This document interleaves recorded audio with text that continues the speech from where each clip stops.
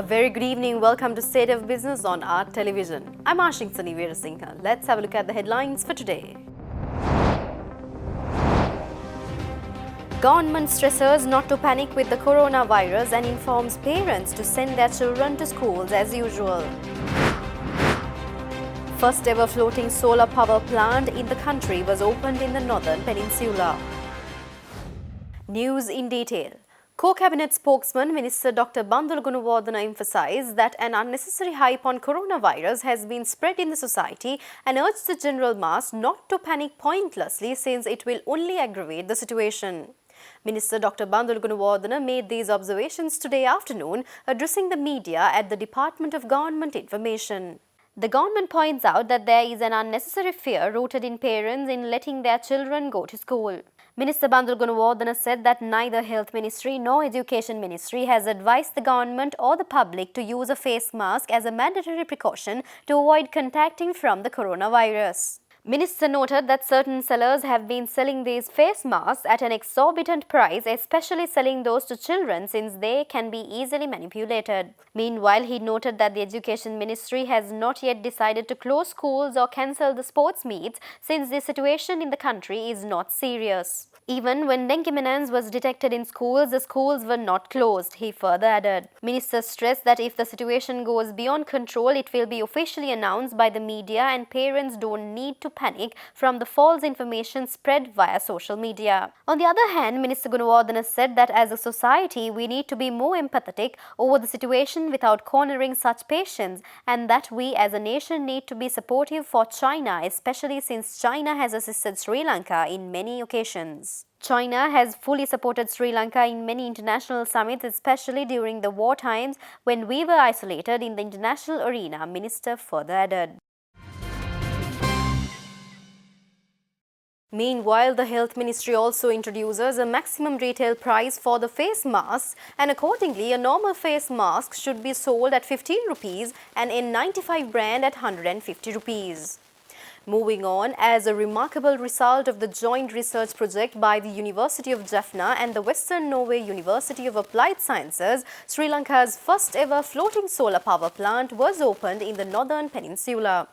The solar plant, with a capacity of 42 kilowatt located at the Kilinochi campus of the Jaffna University premises, was supported by the Royal Norwegian Embassy in Colombo.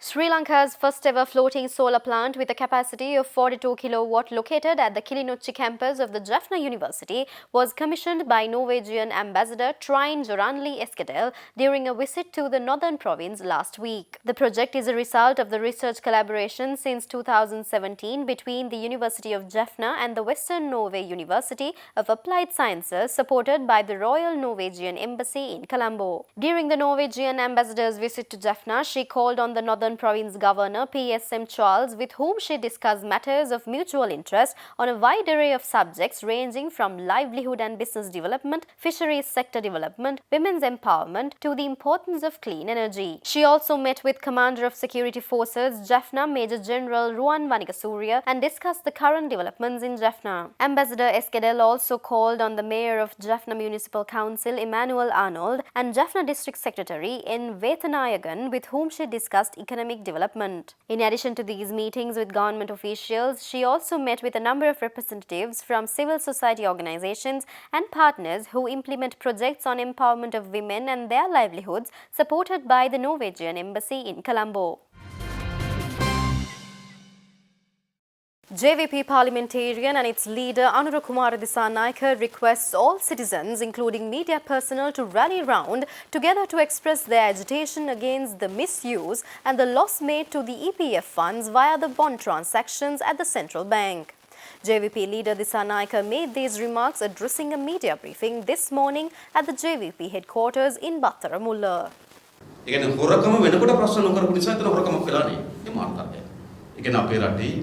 හොරකමක් සිද්ධ වෙනකොට ප්‍රශ්න කරේ නැත්නම් ඒක නේද හොරකමක් වෙලා නැහැ කියලා. I wonder how a robbery not becomes a robbery unless it was noted at the same time. We know about robberies which were revealed at the same time, but there are some robberies which were revealed years later, and there are a lot of cases which were hidden by the time. The bond scam in 2015 is the case which we were compelled to study on bond scams. It was the COPE committee which recommends a forensic audit report, and now the report is out. That report points out all the anomalies at the bond transactions. The forensic audit report was done by an internationally accepted company, and Sri Lanka has taken its services at several locations. If someone says misconducts by Ajit Nyual Cabral should have been revealed before 2015, that is only a failed attempt to save the corrupt officials. Pakistan reiterated its support to Sri Lanka to combat drug trafficking and human smuggling. Visiting Pakistan Navy Commander Admiral Zafar Mahmood Abbasi conveyed Pakistan's willingness to assist the government's efforts to battle drug trafficking and human smuggling during a visit to Sri Lanka. The Chief of the Naval Staff of the Pakistan Navy, Admiral Zafar Mahmood, who commenced his Sri Lankan visit on the 25th of this month, met with Prime Minister Mahinda Rajapaksa, Secretary Defence Kamal Gunaratne, the Chief of Defence Staff and the commanders of the three forces before the conclusion of the visit this morning. Meeting with the Defence Secretary, retired Major General Kamal Gunaratne at the Defence Ministry premises, he renewed the Pakistan pledges to support for countering terrorism and drug trafficking in the region. Admiral Abbasi further said that both Sri Lanka and Pakistan should enhance existing cooperation to improve information sharing and defence ties. Expressing gratitude over Pakistan's continuous assistance to Sri Lanka, Major General Gunaratne said that he was looking forward to working closely with Pakistan in the future to strengthen military relations between the two nations. He also assured that Pakistan will help to repair the Sri Lanka Navy's hovercraft and also to develop a library at the proposed National Defence College. Concluding his official tour to Sri Lanka, the Chief of the Naval Staff of the Pakistan Navy, Admiral Zafar Mahmood, left the island this morning. Stay tuned for more news after this short break.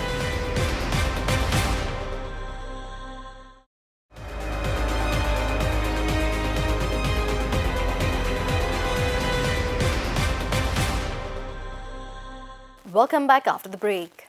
Director of Center for European Studies at Renmin University of China, Professor Yue Wang, says the largest estimated gains from the Belt and Road Initiative are for the trade routes connecting East and South Asia along the corridors that are part of the Belt and Road Initiative. He made these claims addressing a discussion titled Belt and Road Initiative Challenges and Way Forward, which held last week. The Belt and Road Initiative, or the BRI program initiated by the Chinese government, aims to connect Asia with Africa and Europe through land and maritime networks along 6 corridors with the aim of improving regional integration, increasing trade and stimulating economic growth. The keynote address at the forum organized by the Ceylon Chamber of Commerce with the Pathfinder Foundation was delivered by Jean Monnet Chair Professor, Director of Institute of International Affairs, Director of Center for European Studies at Renmin University of China, Professor Yue Wang. Professor Yue Wang added that the Chinese outbound investment in the BRI countries will reach up to $500 billion and Chinese tourists going abroad is expected to reach 700 million in coming 5 years. Professor Wang said further that BRI will reduce shipping times for both BRI and for non-BRI economies with the 6 corridors. Dwelling upon the accusations of lack of standards in development financing by China, Professor Yue Wang stressed that China has a different approach to development financing that will permit developing nations to develop faster compared to the Western model. Meanwhile, speaking at the same discussion forum, Chief Economist of Ceylon Chamber of Commerce, Shiran Fernando, stresses that a survey conducted by CCC on BRI shows that the introduction of laws to facilitate joint ventures, public-private partnership, business arbitration, higher level of technical skills for service delivery and Chinese language skills would be crucial in Sri Lanka. So one thing we clearly asked our members was, what is your level of awareness of BRI? So interestingly, over 61% have either know about BRI and how it links to Sri Lanka and has advanced knowledge in terms of its impact. But the challenge and the opportunity, which is one word in Chinese, which is the 30%, where there has not been too much of understanding or link. So there needs to be more, engagement, more understanding, and I think forums like this will provide the private sector with an opportunity, because a lot of the projects so far have been either government to government or very much SOE related, and the private sector may not have got its involvement too much with these projects. We also asked them which current BRI projects would be useful, and 50% was with the CIFC, and the other two were with the Hambantota port, both the transshipment logistics facility and the industrial zone, which is expected to come up as well. Some of the challenges, so the Chamber also had a forum on BRI in our economic summit in 2017, and a lot of the output from that was also enhancing the competency and the skills of the local labor force. Language, I think, has been identified as a key barrier between the two countries. That's improving, but I think that's still a challenge. Introduce laws to facilitate PPP, build on transport, arbitration, and the likes. Norwegian ambassador to Sri Lanka, Trine Joranli Eskadel, stresses that there is a need for greater collaboration in research development and investment on clean energy, even though public interest and private investments on clean energy are on the rise. She made these observations at a panel discussion organized by the Norwegian Embassy together with the Western Norway University of Applied Sciences and the University of Jaffna, bringing together key actors in Sri Lanka's clean energy initiatives. Thus, the panel discussion titled A New Decade Investing in Clean Energy in Sri Lanka, Drivers and Barriers, including the Sri Lanka Sustainable Energy Authority Director General Dr. Asanka Rodrigo, International Finance Corporation Principal Investment Officer Kamal Dorambavila, Greenstat Hydrogen Asia Chairman Sturl Pedersen and Chief Executive Officer and Managing Director of Commercial Bank of Sri Lanka S. Renganathan. The Ceylon Electricity Board Renewable Energy Development Division Deputy General Manager BMU Senaratna Banda and Colombo University Senior Professor of Chemistry Professor Nalindi Silva were also part of the panel. Delivering the welcome address, the Norwegian ambassador Eskadel said that the path towards reaching 100% renewable energy for electricity generation will take time, but it is promising to see that governments, researchers and higher education institutions in the two countries are putting greater emphasis on clean energy technologies to reach that goal.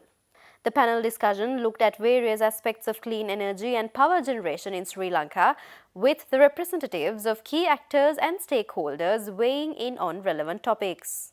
Those who are working with clean energy technologies and those who want to invest in Sri Lanka, especially from Norway, I have heard from Norwegian companies that they are finding some barriers, although there are a lot of opportunities here, but they are finding some barriers. So we were in meetings with CEB here, Sustainable Energy Authority here, and other officials, IFC, and we saw that we had to work on some studies, in-depth studies on energy policies, and such that we could recommend the authorities here with a study. So now we have started with a PhD study. It is funded by the Norwegian Embassy here. Speaking at the same discussion on clean energy, Greenstat Hydrogen Asia Chairman Sturl Pedersen says Sri Lanka has a vast clean energy potential, but the government should talk less and act more on the issue. I see a huge potential in Sri Lanka. I mean, you are blessed by nature when it's coming to solar and to wind. And I think that the government should actually, talk less and act more, because you have everything right in front of you. And I don't want to be rude, I just want to say that there should be a more aggressiveness in this area, yes, because the urgency is there, and you have an opportunity that very few other nations have in this area. Stay tuned for stock updates after this short break.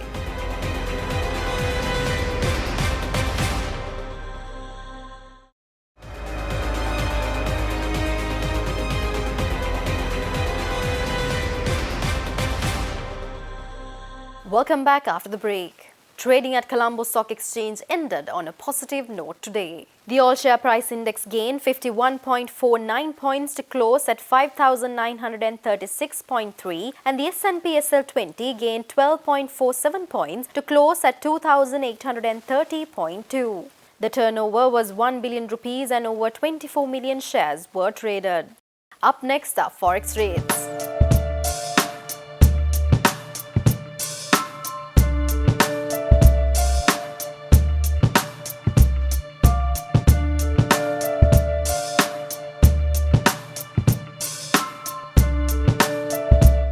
With that, we will end today's news. Do not forget to send us your views, comments and ideas via our email address and our hotline. And log into our Facebook page to be alert on latest updates. Now we're signing off tonight. See you tomorrow at the same time. Until then, take care.